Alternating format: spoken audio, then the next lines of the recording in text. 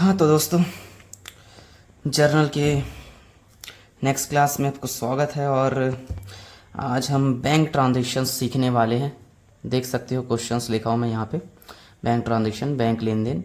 वैसे हम जब पढ़ रहे थे अपन टाइप्स ऑफ अकाउंट्स, उसमें बैंक जो है पर्सनल अकाउंट में था। तो बैंक पर्सनल अकाउंट के हिसाब से अगर चलाएंगे तो भी चलेगा, ट्रेडिशनल रूल फॉलो करेंगे तो, या फिर अपन मॉडर्न अप्रोच भी फॉलो कर सकते हैं। मॉडर्न अप्रोच में बैंक बैलेंस के बारे में मैंने यहाँ कुछ रूल्स लिखा है, दिख रहा होगा।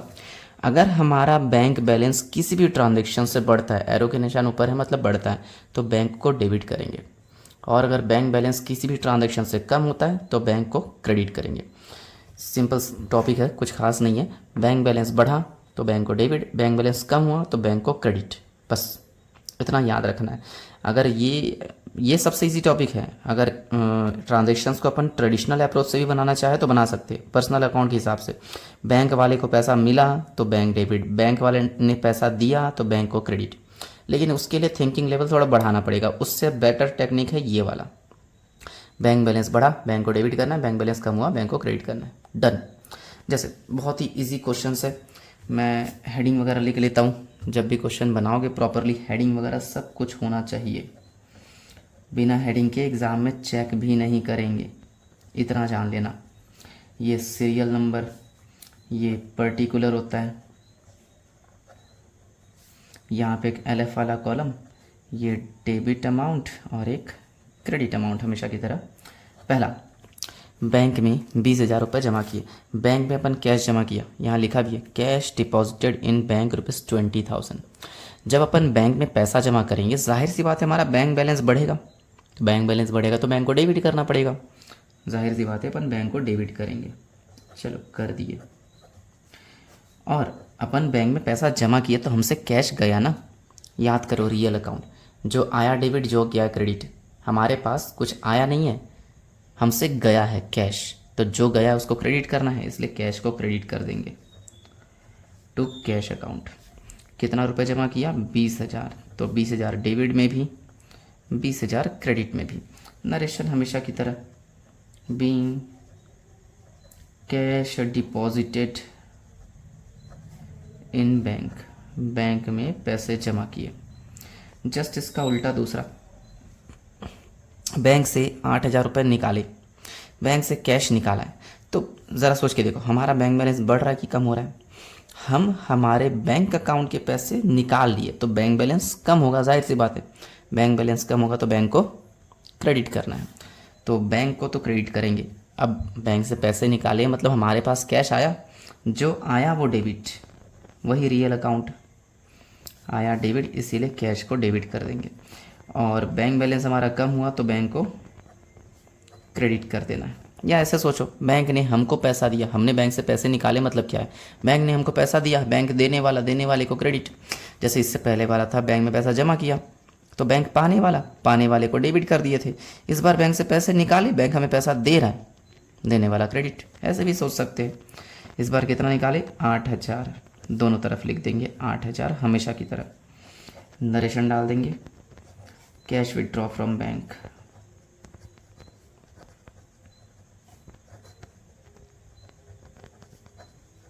बैंक को मैं शॉर्टकट में बीके लिख रहा हूँ। थर्ड, बैंक से 50,000 का लोन लिया। हाँ, इसके बारे में कॉन्सेप्ट सुनना। लोन टेकन फ्रॉम बैंक ₹50,000, यहाँ इंग्लिश में लिखा भी है।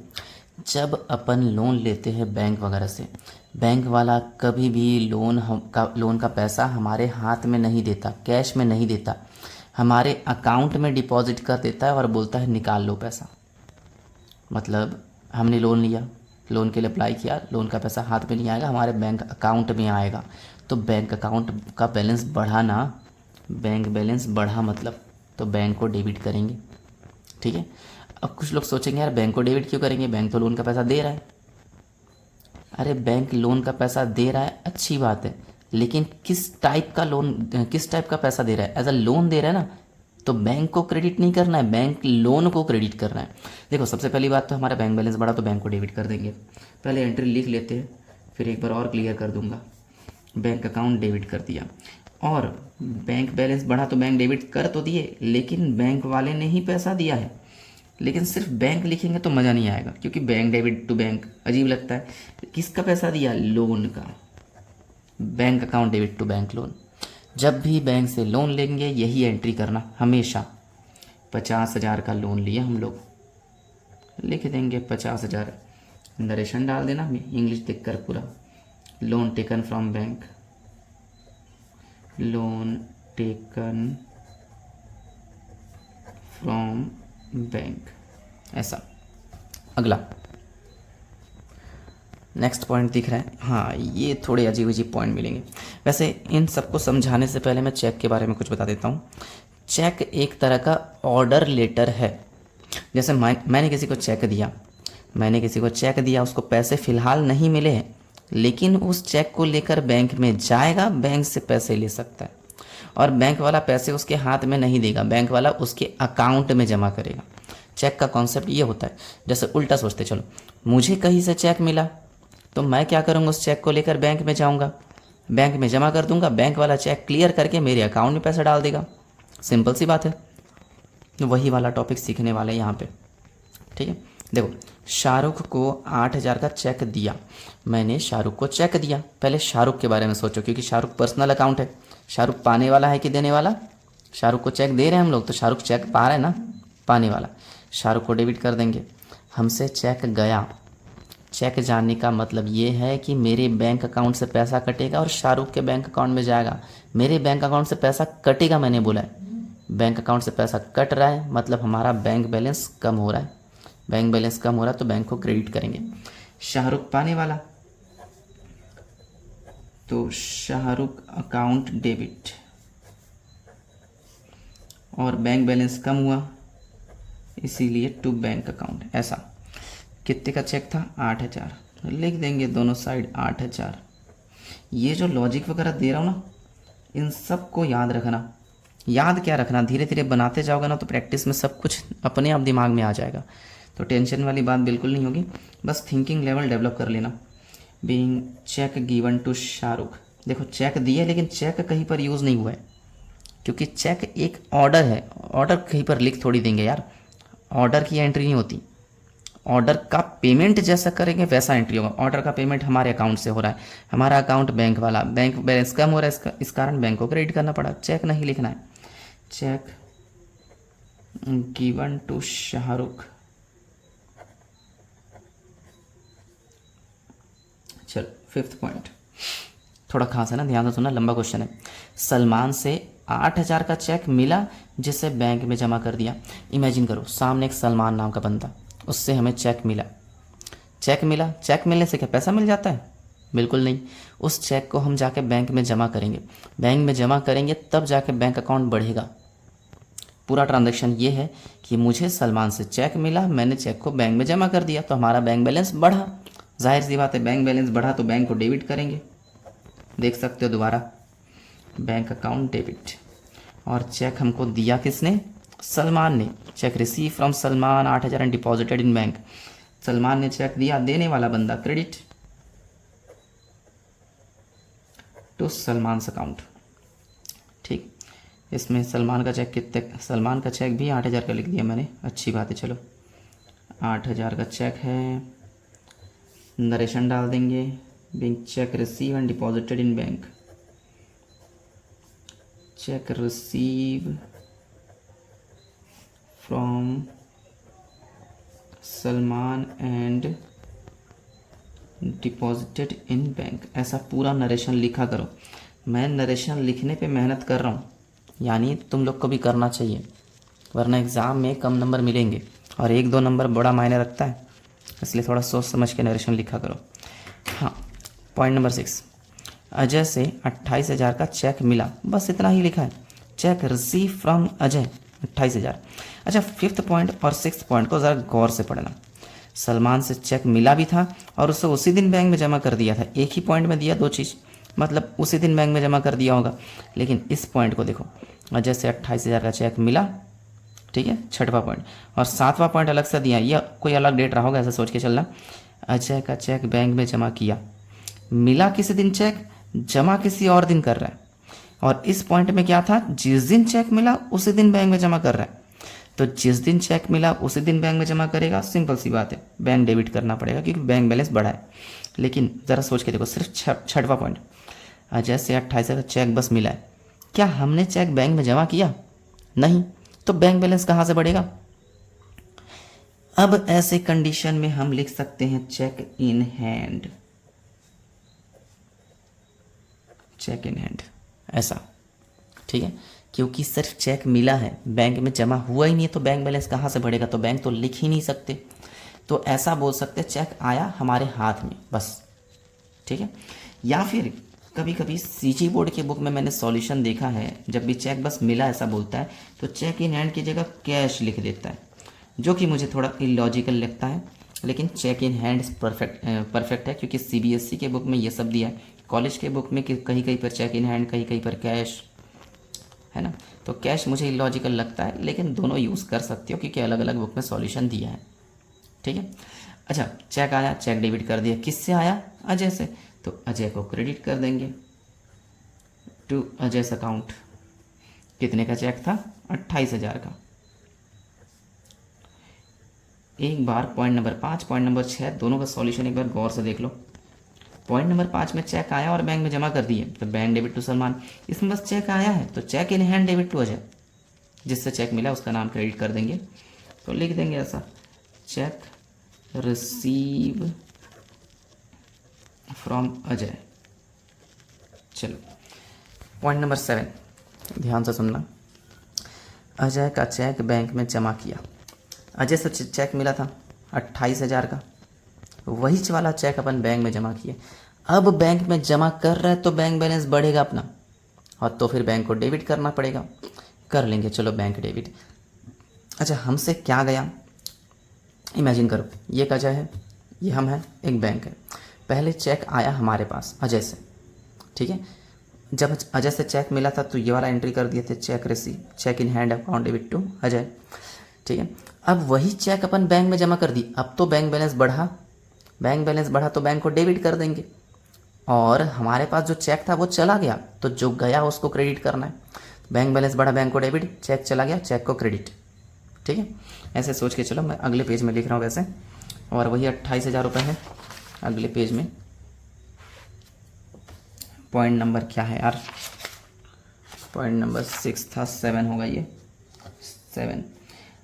बैंक में जमा किया तो बैंक अकाउंट डेबिट कर देंगे, और चेक चला गया तो चेक इन हैंड क्रेडिट कर देंगे।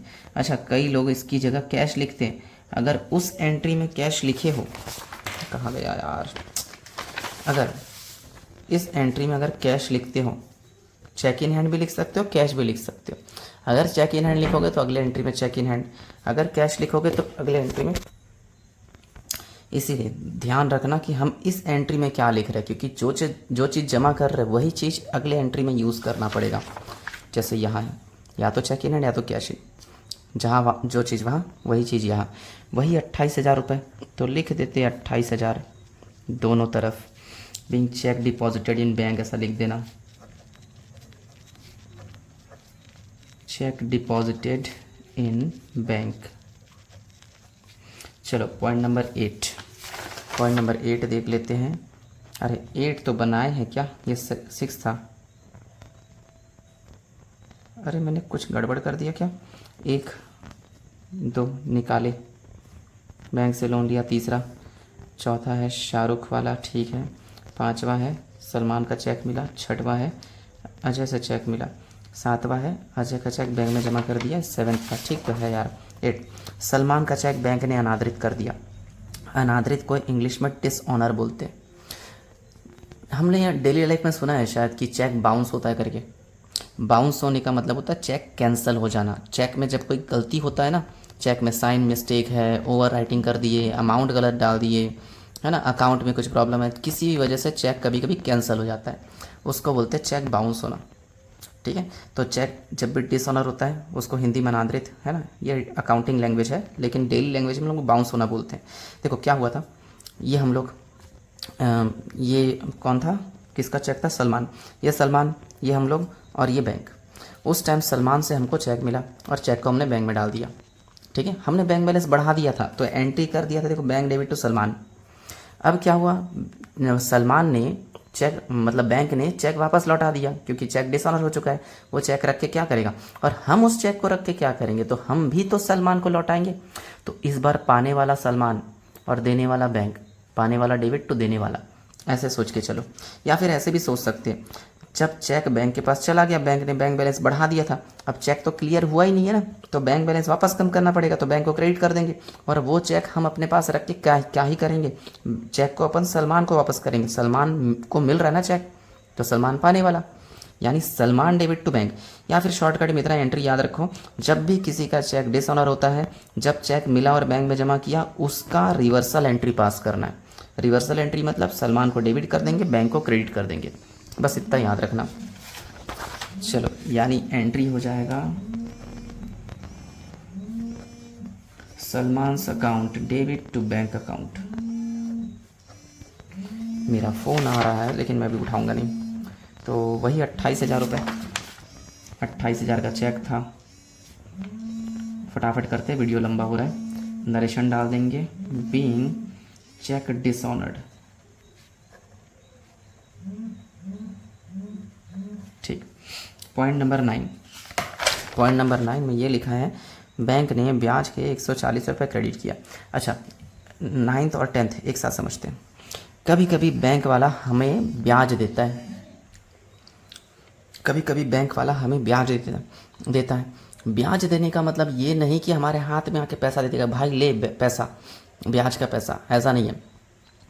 ब्याज का मतलब होता है हमें पैसा दे तो रहा है लेकिन हमारे हाथ में नहीं, हमारे अकाउंट में, हमारे बैंक में डाल दे रहा है, बैंक अकाउंट में डाल रहा है, तो हमारा बैंक बैलेंस बढ़ता है ऐसे केस में। और ब्याज मिला ऐसा बोल सकते हैं, मिला मतलब इनकम, और इनकम को करते हैं अपन क्रेडिट। नॉमिनल अकाउंट याद होगा, तो वही हमारे बैंक अकाउंट में पैसा आया, बैंक अकाउंट डेबिट। और बैंक अकाउंट में काहे का पैसा आया, इंटरेस्ट का, तो इंटरेस्ट को क्रेडिट कर देंगे। कई लोग इसको बैंक इंटरेस्ट लिखते, चलेगा। बैंक ने हमारे ब्याज अकाउंट में ब्याज का क्रेडिट किया, मतलब हमारे अकाउंट में ब्याज जोड़ दिया, तो बैंक बैलेंस बढ़ा, बैंक बैलेंस बढ़ा तो बैंक को डेबिट कर देंगे। और किस चीज़ का पैसा था वो, इंटरेस्ट का ना। इंटरेस्ट हमारा एक तरह से इनकम है, इनकम को हम हमेशा क्रेडिट करते हैं, इसीलिए क्रेडिट कर देंगे। नरेशन डाल देंगे, being interest credited by bank. ठीक, और ब्याज कितना रुपये है, 140 लेके देंगे यहाँ पे। और लास्ट 10th, बैंक चार्जेस 60 रुपये, बैंक प्रभार 60 रुपये बोल सकते हैं। बैंक ने देखो, कभी कभी बैंक ना हमारे अकाउंट से कुछ पैसा काट लेता है, काहे का, ATM मेंटेन किए थे उसका, इसके अलावा पासबुक दिया था उसका, नेट बैंकिंग देता है, SMS चार्जेस, बहुत सारी फैसिलिटीज़ देता है बैंक वाला, उसका कुछ पैसा काट लेता है हमारे अकाउंट से, उसी को बोलते हैं बैंक चार्जेस। जब पैसा काटेगा तो हमारा बैंक बैलेंस गिर जाएगा, बैंक बैलेंस गिरेगा तो बैंक को क्रेडिट करना पड़ेगा। और वो पैसा जो काटा है हमारे अकाउंट से, वो हमारा खर्चा एक तरह से मान सकते हैं, खर्चे को अपन हमेशा डेबिट करते हैं, इसीलिए बैंक चार्जेस के नाम से डेबिट करेंगे। बैंक चार्जेस अकाउंट डेबिट, और हमारे अकाउंट से कटा है, बैंक बैलेंस कम हो गया, इसीलिए बैंक को क्रेडिट करना पड़ेगा। 60 रुपये है, 60 लिख देंगे, being charges charged by bank, bank ने चार्जेस चार्ज किया, फिर टोटल वोटल लगा लिया ना। वैसे बैंक ट्रांजैक्शन के और भी बहुत सारे एंट्रीज पॉसिबल है, ठीक है, एक वीडियो में इतना सारा बता पाना पॉसिबल नहीं है। इसीलिए अगर तुम्हें क्वेश्चन बनाते वक्त, बुक के क्वेश्चन या कहीं से भी क्वेश्चन बनाते वक्त अगर कोई प्रॉब्लम होता है तो मुझे वो क्वेश्चन भेजो, मैं उसको सॉल्यूशन दे दूंगा और एक्सप्लेन भी कर दूंगा पूरा। और इससे रिलेटेड कोई डाउट है तो मुझे पूछ लेना।